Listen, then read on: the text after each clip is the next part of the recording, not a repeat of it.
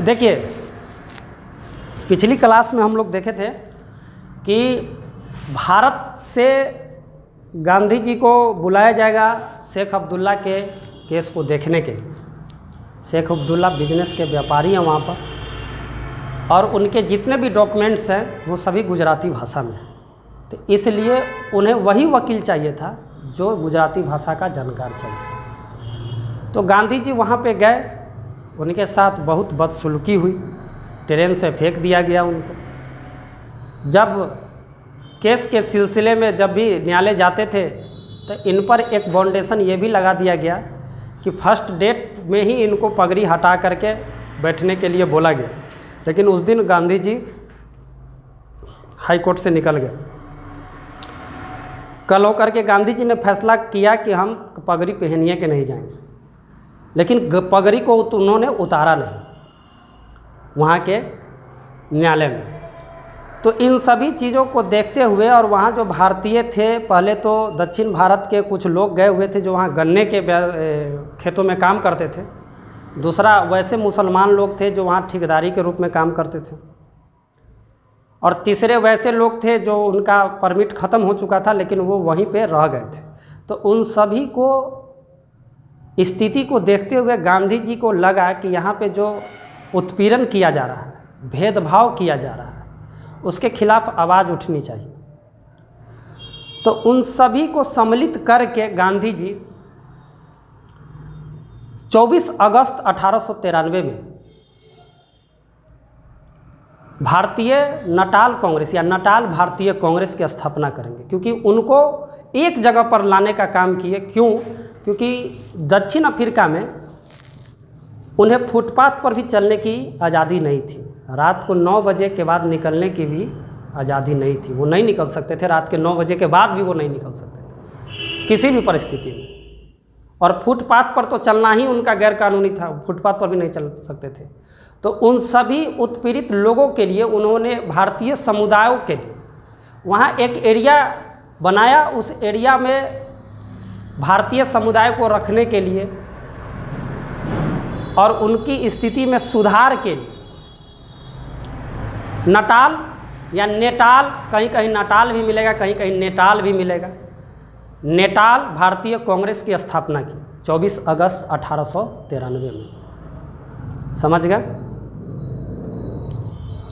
1893 नहीं, सॉरी 94 में।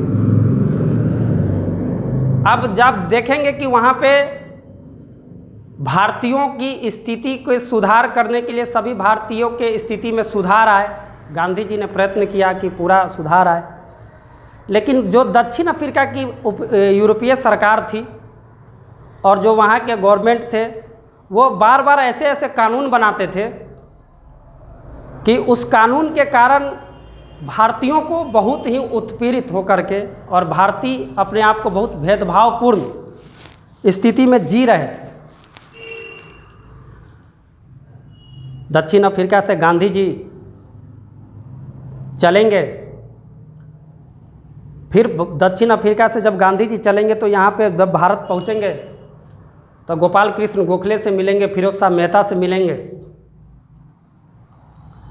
जून 1896 का साल है जब दक्षिण अफ्रीका से गांधी जी भारत की ओर चलेंगे। भारत आएंगे तो यहाँ पे बताएंगे, क्योंकि वहाँ पे शेख अब्दुल्ला का केस जीत चुके हैं। अब वहाँ पे उनको जो एग्रीमेंट था दक्षिण अफ्रीका में, शेख अब्दुल्ला ने किया था कि मैं आपको रहने उन्हें का, खाने पीने का सभी खर्चा दूंगा, आप चलिए हमारे केस के सिलसिले में। तो वो वहाँ पे ये सभी चीज़ जीतने के बाद वापस आ गए इंडिया। लेकिन फिर नटाल भारतीय कांग्रेस की जो उन्होंने स्थापना की थी, वहाँ से एक तार गया कि आपके जाते ही हम पर बहुत जुल्म होने लगे हैं, आप कृपया करके आइए। ये फिर यहाँ से नवंबर 1896 में भारत से जाएंगे दक्षिण अफ्रीका। नवंबर 1896 में भारत से दक्षिण अफ्रीका जाएंगे तो डरबन बंदरगाह पर, अब देखिएगा कि डरबन बंदरगाह पर जो अंग्रेज गोरे लड़के हैं इनको पत्थर से मारेगा। इनकी पत्नी के सामने इनको पैरों से मारेगा, लात से। इनकी पगड़ी हवा में फेंक देगा।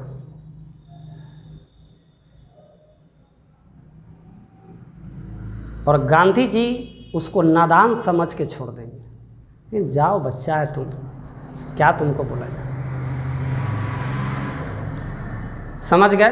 फिर जा करके गांधी जी जब नवंबर 1896 में दक्षिण अफ्रीका गए, दक्षिण अफ्रीका में फिर भारतीयों की स्थिति में सुधार करके वो वापस चले आए। तो आप देखिएगा 1901 का साल है, कांग्रेस का 17वां अधिवेशन चल रहा है कलकत्ता में।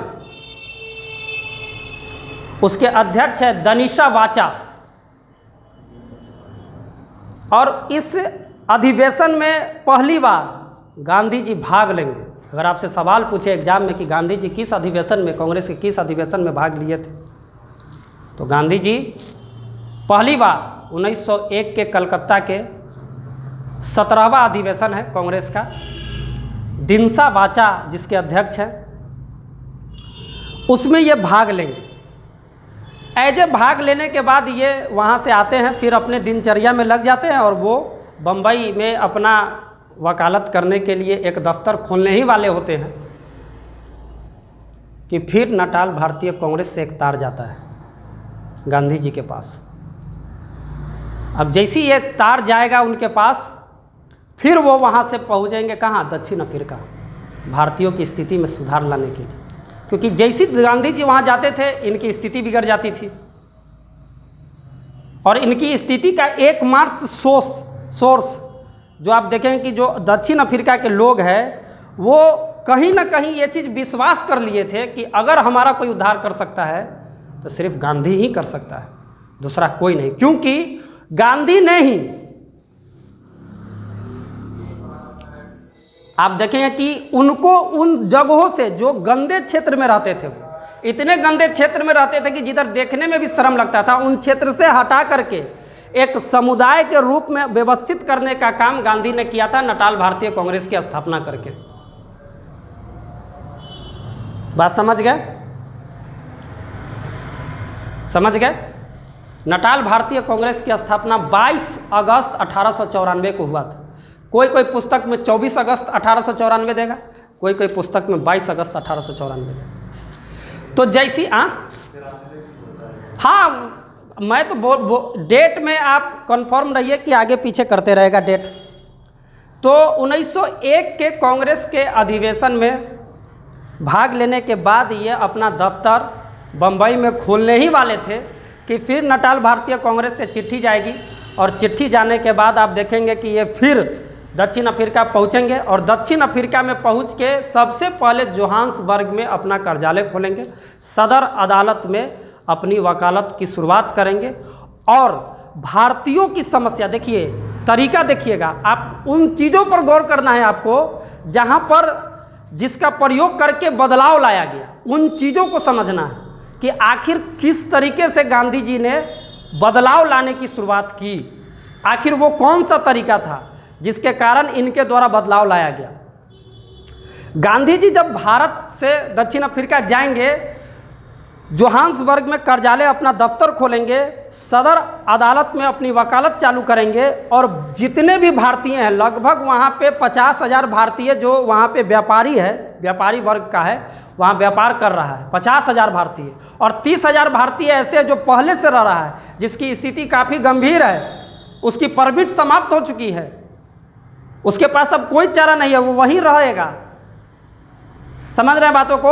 अब जैसे गांधी जी जाएंगे तो अपने विचारों को, और जितने भी भारतीय समुदाय के लोग हैं उन पर जो दक्षिण अफ्रीका के सरकार कानून बना करके उनको उत्पीड़ित कर रही है, उनको भेदभाव के रूप में वो कर रही है। वहाँ के रिक्शा पर भी लिखा रहता था फॉर यूरोपियंस ओनली, सिर्फ इस रिक्शा पर सिर्फ यूरोप के लोग ही चढ़ेंगे, दूसरा कोई नहीं चढ़ेगा। इस तरह का क्षेत्र था, इस तरह की बातें थी वहाँ पे। तो सभी लोगों के पास हमारा विचार पहुँचे और सभी लोगों के पास इनकी समस्या की जानकारी पहुँचे, उसके लिए गांधी जी ने 6 जून 1903 को इंडियन ओपिनियन नामक पत्रिका को 4 भाषा में, मैं लिख देता हूँ, 6 जून 1903 इंडियन ओपिनियन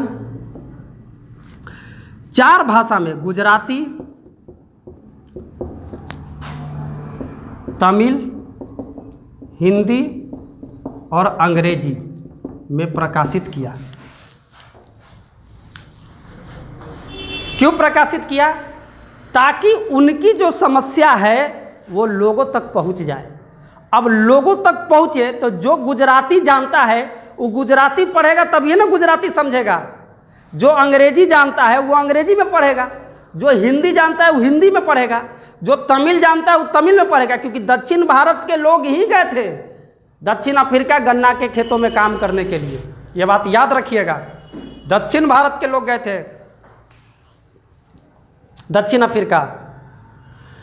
अब ये चीज जैसी प्रकाशित हुआ 4 भाषा में, तो इसको व्यवस्थित करके 1904 में स्थापित किया गया इंडियन ओपिनियन को, जिसके प्रथम संपादक आप देखेंगे मनसुख लाल नजर है। यह नटाल कांग्रेस का सचिव है मनसुख लाल नजर, और यही प्रथम संपादक भी बनेगा उसका।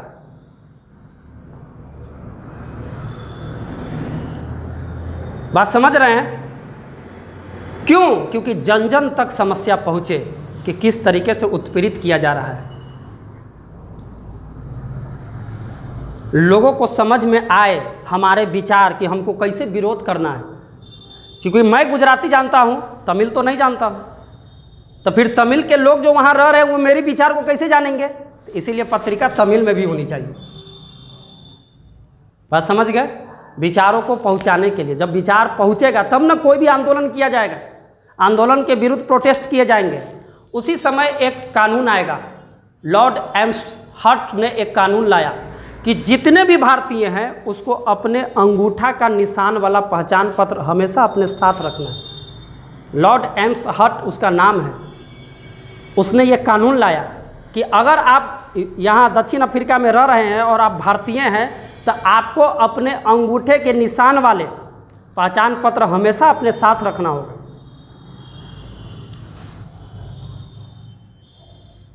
इस कानून के विरोध में गांधी जी ने 11 सितंबर 1906 को, डेट याद रखिएगा, हम एकदम अपने डेट पर और साल पर कंफर्म रहते हैं। 11 सितंबर 1906 को ईश्वर को साक्षी मान के यह प्रतिज्ञा ले लिया कि मैं फना हो जाऊंगा, लेकिन एशिया निवासी विरोधी इस कानून को किसी कीमत पर न मानूंगा और न ही लागू होने दूंगा, चाहे इसके लिए जो हो जाए। सभी भारतीय समुदाय के लोगों को इकट्ठा किया और सारा लाइसेंस, मतलब जितना अंगूठा के निशान वाला था सब के कोयला में जला दिया गांधी जी ने। सबको, सभी जितने भी लाइसेंस थे जिन लोगों के पास अंगूठा के निशान वाले, सबको जलवा दिया। उसी समय एक और कानून आया था कि प्रवासी जितने भी लोग होंगे उन पर बैंड कर दिया जाएगा।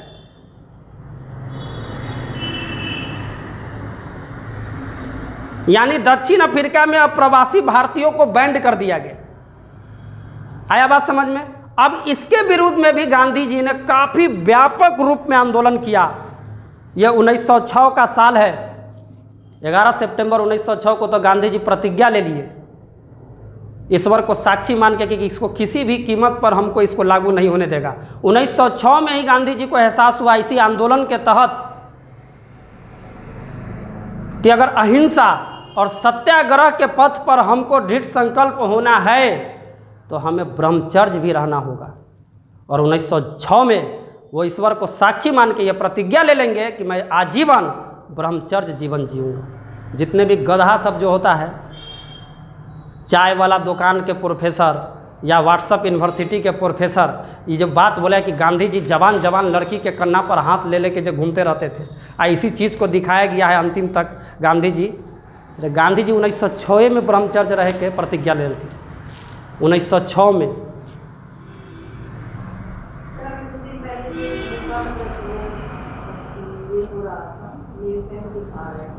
क्या चीज़?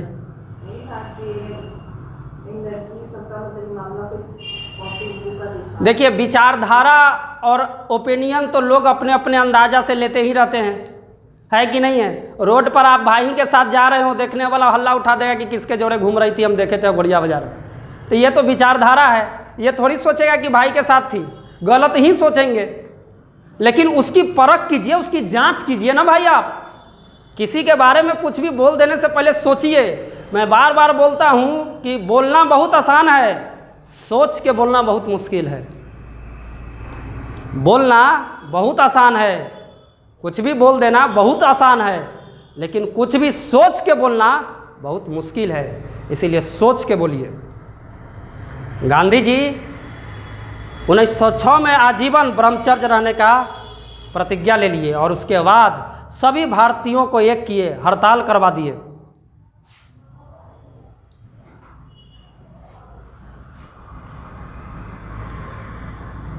सभी मजदूर एक हो गए।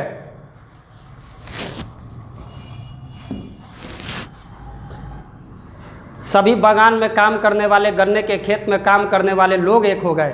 कोई व्यापार नहीं करेंगे, किसी गाड़ी पर नहीं चढ़ेंगे। बाद में इस कानून के तहत जो यूरोपीय सरकार थी उसने खुद इस लाइसेंस को रद्द कर दिया। इसी कानून के विरोध में जब दक्षिण अफ्रीका के सरकार को दिन प्रतिदिन घाटा सहना पड़ा, क्योंकि व्यापार बंद हो गए, बिजनेस बंद हो गए, ठप हो गए, गांधी जी पहली बार जेल जाएंगे। 10 जनवरी 1908 को गांधी जी को पहली बार जेल होगा। अपने जीवन के इतिहास में पहली बार जेल जाएंगे गांधी जी 10 जनवरी 1908 को, कि गिरफ्तार कर लो इसको।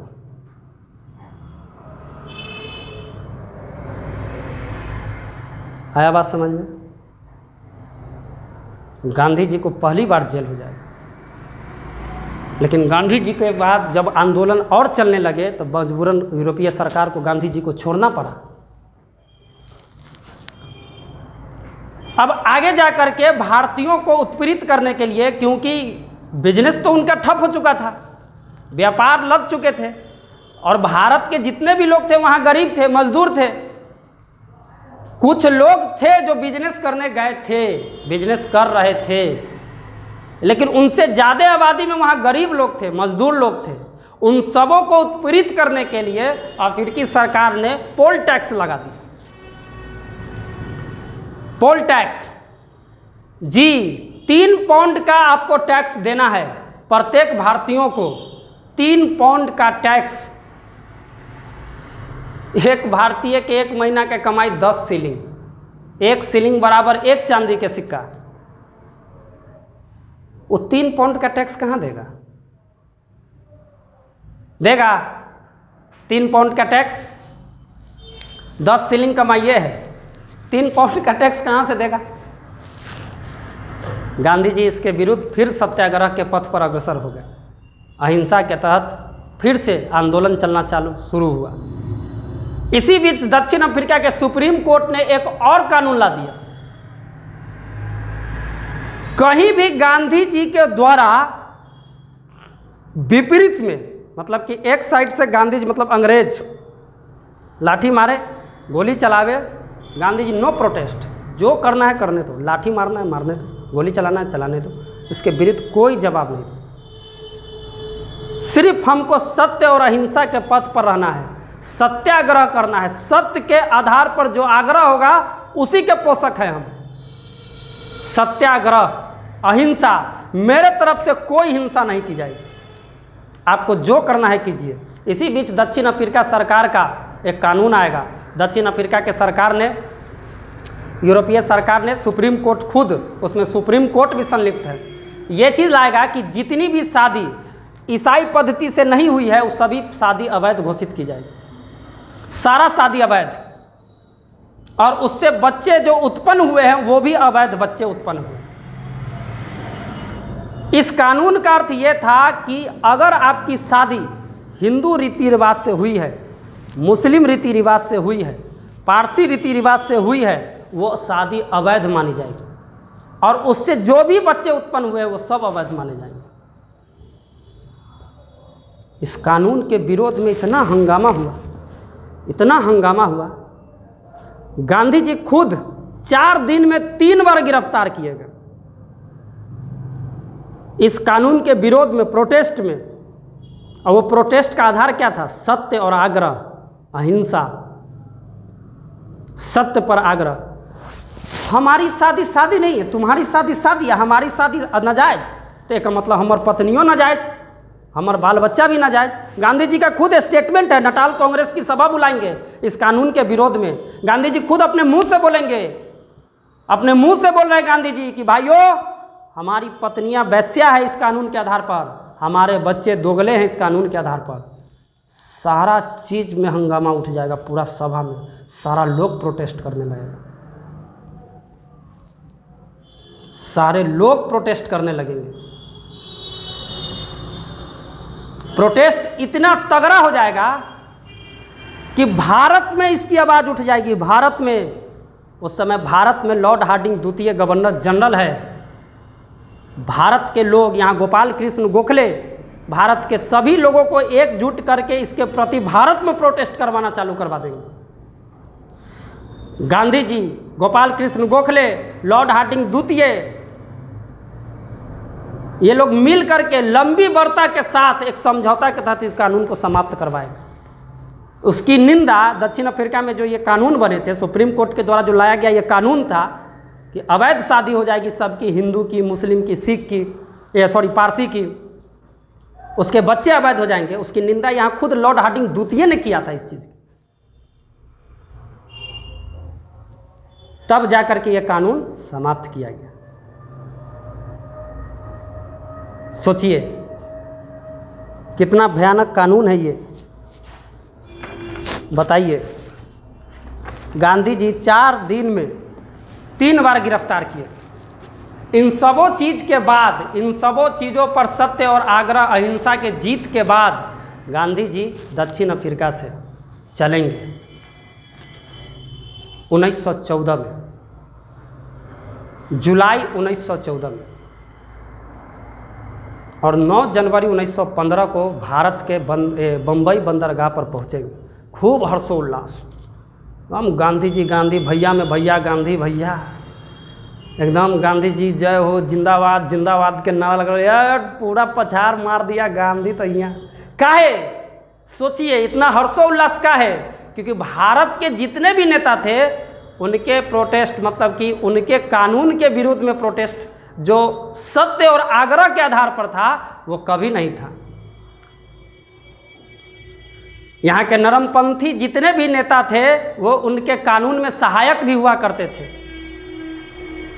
खूब गांधी जी खूब खुश, सारा भारतीय लोग खुश। गांधी जी अपना घरे गलन, कन्ना पर बैठा के घूमे लग। गांधी जी के यार मोहना तो जीत गए रे, मोहना तो जीत गए रे, मोहना तो जीत गए रे।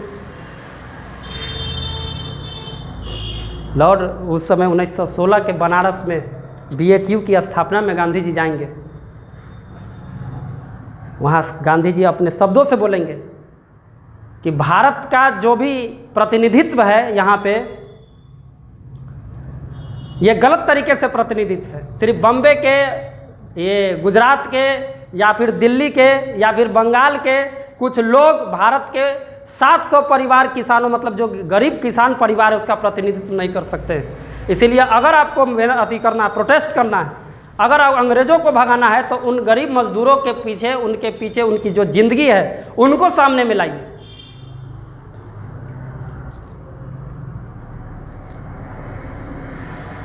आया बात समझ में? गांधी जी को गोपाल कृष्ण गोखले बोलेंगे कि गांधी, होम रूल लीग के बारे में तुम्हारा क्या ख्याल है?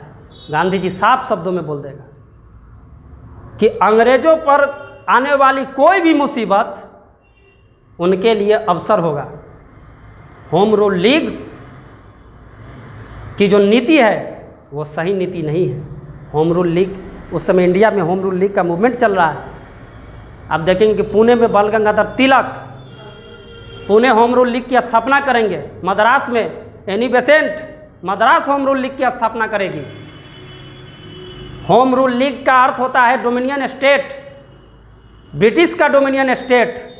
ब्रिटिश का डोमिनियन स्टेट सबसे पहले, यानी कि ब्रिटिश के अधीन स्वायत्त राज्य, स्वाधीनता वाला राज हो स्वाधीनता, लेकिन अधीन हो ब्रिटिश के। सबसे पहले कनाडा बना था, डोमिनियन स्टेट। ये बात याद रखिएगा। उस समय 4-5 डोमिनियन स्टेट है। कनाडा है, ऑस्ट्रेलिया है, दक्षिण अफ्रीका है, न्यूजीलैंड है, न्यू फाउंडलैंड है। इसीलिए गांधी जी ने होम रूल लीग से तटस्थता अपना ली कि हम इसमें किसी भी राजनीतिक गतिविधि जो भी है यहाँ पे प्रोटेस्ट हो रहे हैं, बिना समझे किसी पे से अपना संबंध नहीं जोड़ेंगे। और गांधी जी पूरे देश के भ्रमण पर निकल गए। जब गांधी जी देश के भ्रमण पर निकले तो उन्होंने गरीब मजदूर को देखा, उस स्थिति को देखा। उसी बीच 1916 का लखनऊ अधिवेशन आया कांग्रेस का। अंबिका चरण मजूमदार है उसका अध्यक्ष। बिहार में 3 कठिया प्रणाली के तहत नील की खेती की जा रही है। ये 3 कठिया प्रणाली 1859 से ही चल रहे थे। वैसे तो 1867 से ये चला था, लेकिन नील का विद्रोह जो हो रहा था 1859 से चल रहा था। 1859 में आप देखेंगे कि बंगाल के नदिया जिले के जितने भी किसान थे, उन्होंने कसम खा ली कि चाहे जो हो जाए हम नील का एक बीज नहीं रोपेंगे अपना खेत पर। अब विद्रोह चला तो 1860 में नील अधिनियम बने, और उन नील अधिनियम के तहत 4 कट्ठे ज़मीन पर, 1 बीघे में 4 कट्ठे ज़मीन पर नील की खेती करना अनिवार्य कर दिया गया। यही 4 कट्ठा का ज़मीन 1867 में 3 कट्ठे का रूप ले लिया। जब से 1867 से इसी को 3 कठिया प्रणाली कहते हैं। 3 कठिया 1867 से चल रहे थे। आपका इसमें पश्चिमी चंपारण में जबरन खेती होती थी 3 कठिया की। उस समय इंडिया लेवल का नेता है बाल गंगाधर तिलक, इंडिया लेवल का नेता है आपको गोपाल कृष्ण गोखले, इंडिया लेवल का नेता है मदन मोहन मालवीय, भारत के लेवल का, राष्ट्रीय लेवल जिसको बोलते हैं। गांधी उस समय कुछ नहीं है। गांधी के बारे में सिर्फ लोग इतना ही जानते हैं कि इन्होंने दक्षिण अफ्रीका में प्रोटेस्ट करके कानून को ख़त्म करने पर दक्षिण अफ्रीका के सरकार को, यूरोपीय सरकार को, वहाँ के सुप्रीम कोर्ट को मजबूर कर दिया। सिर्फ इतनी ही आइडेंटिटी है गांधी की। राजकुमार शुक्ल गांधी को बुलाने नहीं गए थे लखनऊ के अधिवेशन में, ये बात याद रखिएगा। राजकुमार शुक्ल बाल गंगाधर तिलक को बुलाने गए थे। इंडिया लेवल के नेता को बुलाने गए थे कि आप चंपारण आइए और चंपारण की स्थिति को देखिए।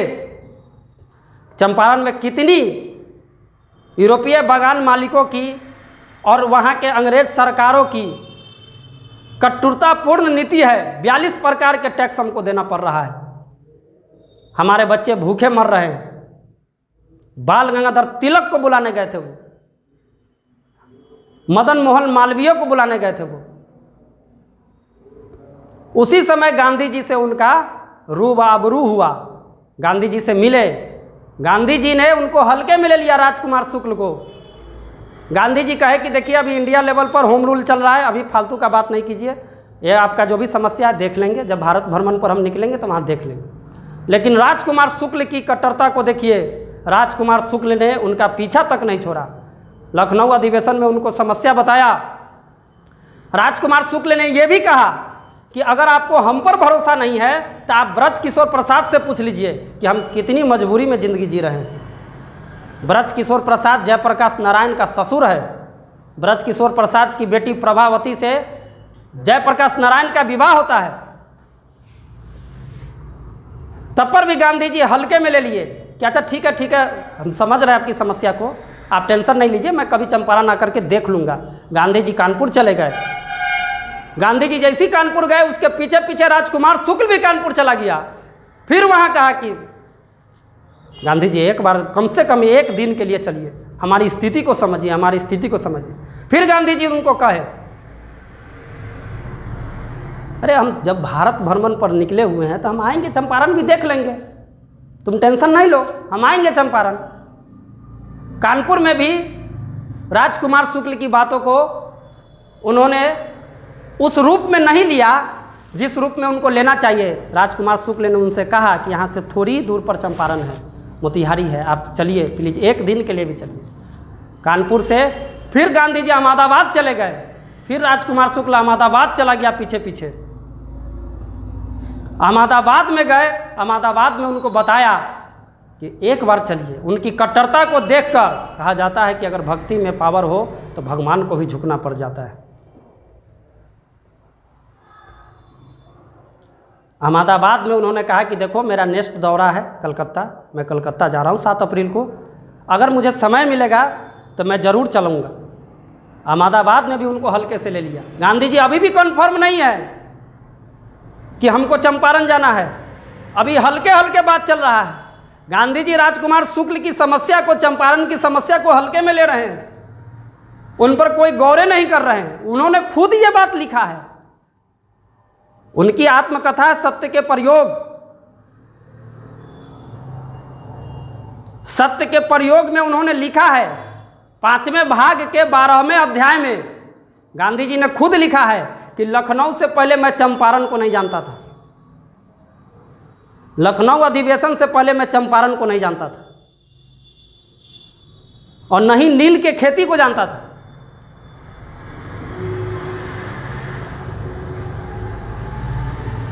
लेकिन राजकुमार शुक्ल की कट्टरता को देखते हुए, मेरे प्रति समर्पण को देखते हुए मैं मजबूर हो गया चंपारण जाने के लिए। 7 अप्रैल 1917 को वो कलकत्ता पहुंचेंगे गांधी जी।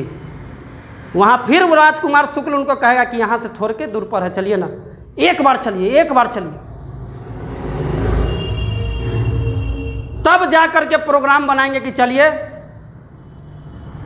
हम चलते हैं। तब वहाँ से 10 अप्रैल को पटना पहुँचेंगे, 10 अप्रैल 1917 को पटना पहुँचेंगे, 12 अप्रैल 1917 को मुजफ्फरपुर महाविद्यालय में पहुँचेंगे। मुजफ्फरपुर महाविद्यालय विश्वविद्यालय जो बाद में आपका BRABU बना है, जो LS कॉलेज का प्रांगण है, यहीं 12 अप्रैल को यहाँ के प्रोफेसर JB कृपलानी, यहाँ के प्रोफेसर डॉक्टर राजेंद्र प्रसाद महात्मा गांधी से मिलेंगे अपने शिष्यों के साथ। और यहीं पर राजकुमार शुक्ल छोड़ के चला जाएगा मोतिहारी कि अब तो एबे न करता थी, मुजफ्फरपुर आ गए थी तब चंपारण न थे ना, वहाँ पर व्यवस्था करेंगे। पूरा गांव में हंगामा हो जाएगा कि रे वो बाबा आ रहा है।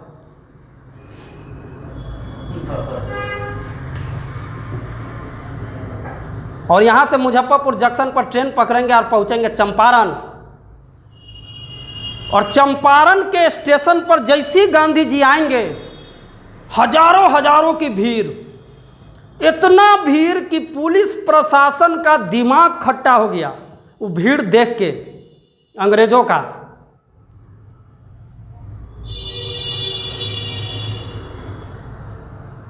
जैसे ही वहां के सुपरिटेंडेंट को मालूम चला कि स्टेशन पर हजारों की भीड़ खड़ा हो गई है, वहां का सुपरिटेंडेंट है टेलरसन, चंपारण का सुपरिटेंडेंट टेलरसन। जैसे गांधी जी उतरेंगे ट्रेन से, टेलरसन जाके कहेगा कि तुम यहाँ से चले जाओ। गांधी जी कहेंगे घर हम और हम ही चले जाओ। गांधी जी चाहे जो सजा हो, जो कुछ भी हो, मैं भुगतने के लिए तैयार हूँ, मैं जाऊँगा नहीं। गांधी जी बोले पुष्प उन्हें से टेलरसन कह कि कुछ भी हुआ तो कैद कर लिए जाओगे। ठीक है, कैद कर लिए जाएंगे। इन्हें से गांधी जी पुष्पा, उन्हें से वो पुष्पा, दोनों न झुक रहा है। 2 दिन बाद गांधी जी को गिरफ्तार कर लिया जाएगा। कारण ये कि आपने अवाम को भड़काया है।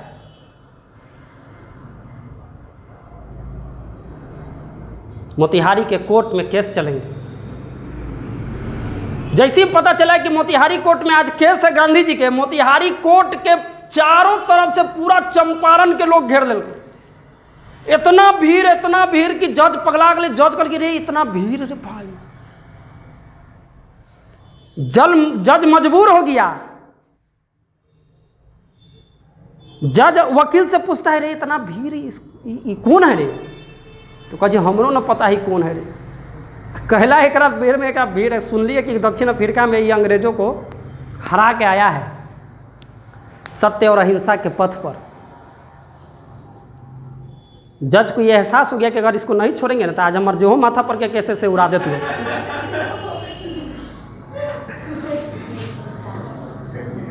बात समझ गए? कोई वाद का केस नहीं चला। जज कहता I release you, on the bail payment of 100 rupees. 100 रुपया का तुम अपने बेल का भुगतान कर दो, मैं तुमको छोड़ दूंगा। गांधी जी कहते I refuse you and your bail payment. जैसे गांधी जी पूछा आई रिफ्यूज यू। मजबूरन गांधी जी के बिना बेल के पैसा के ही छोड़ना पड़ा। गांधी जी वहां से छूट गए। गांधी जी को अनुमति दिया गया कि आप गांवे गांवे घूमिए, पता लगाइए। इसी क्रम में गांधी जी मुरली भितरवा गांव पहले जाएंगे और पूरा गांव के रिपोर्ट लिखित बयान दर्ज करके लाएगा गांधी। 800 परिवारों का लिखित बयान कि हम पर इतना, जो नील बागान मालिक सब है, इतना टैक्स लगाए हुए, इतने मजबूरी, इतने मुसीबत में हम रह रहे हैं, हम भूखे मर रहे हैं। इसमें राजेंद्र प्रसाद है, ब्रज किशोर प्रसाद है, नरहरि पारेख है, महादेव देसाई है। इन सभी लोगों के साथ 800 परिवारों का लिखित रिपोर्ट गांधी जी लेकर पहुंचेगा जज के यहाँ। जज एक समिति बनाएगा और उस समिति के सदस्य बनेंगे गांधी जी, और उस समिति के रिपोर्ट के आधार पर नील बागान के जितने भी लोग थे, जो वहाँ पे बागान की नील की खेती करवाते थे, उनको मुआवजा के रूप में 25% भुगतान करना था।